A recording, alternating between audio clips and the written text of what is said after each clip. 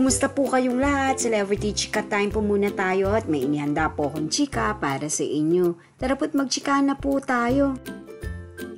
Dr. Vicky Bello at buong Bello Medical Group, suportado ang pelikula ni Alden Richards. Yes, mga celebrity Chika Time, abay nagpa-black screening pa po si Dr. Vicky Bello kasama ang buong Bello Medical Group.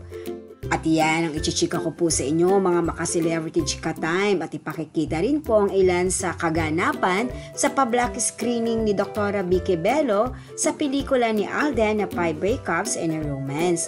Bago po tayo dumako riyan ay nais ko po munang batiin mga timbahay, team abroad at mga seniors natin dyan. Shout out po sa inyong lahat at happy Wednesday po.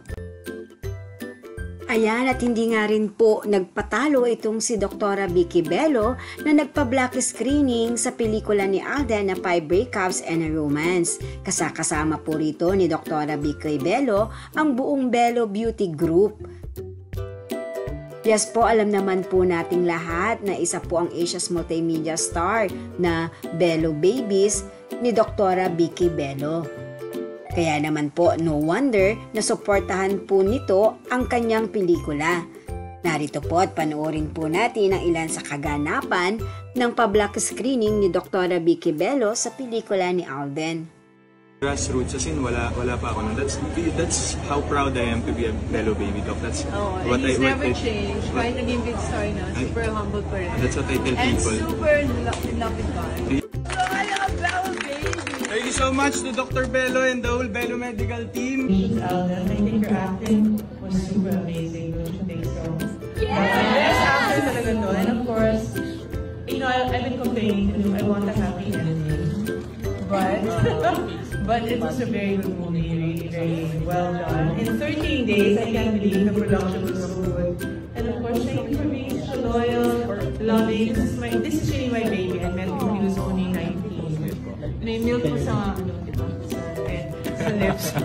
Tapos I've seen him grow and become, now he's such a good entrepreneur, good actor, and still very loyal and loving. Thank you so much. Yeah, of course. First time kong nakita yung mga doktor ko outside of the clinic. So we're very happy. Sana po nagustuhan yung film, you know, the message of that is not basically just about love, but about life, about the uniqueness of every person. Each of us, we have different roads that we take every day, but at the end of that, the only thing that we want is to be at peace with ourselves and to be happy. I think that's the main objective of us living this life. And of course, with the help of the Lord. Yes, always. Always, that's possible. I think nothing is impossible when you ask everything in His kingdom. So maraming salamat. I hope you have learned something.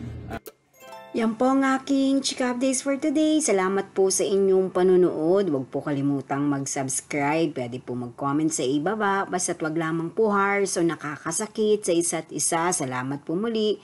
Spread love, not hate.